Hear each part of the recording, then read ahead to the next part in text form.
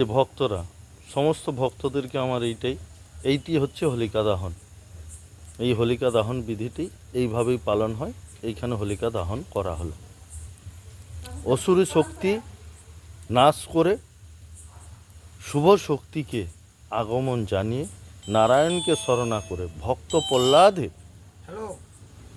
মনোবাঞ্ছা পূর্ণার্থে হোলিকা দেবীর দহন বিধি সম্পূর্ণ করা হয়।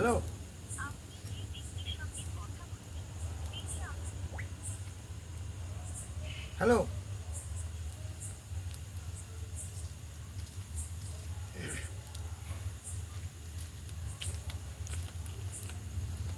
যেমন রামরাজ্য স্থাপনের পরে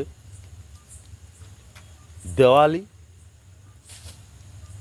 দীপাবলি অনুষ্ঠান হয়েছিল, সেরকম হোলির দিন হোলিকা দাহন করে শুভ শক্তিকে আগমন করেছিলেন ভক্ত প্রহ্লাদ ও নারায়ণের কৃপা বলে।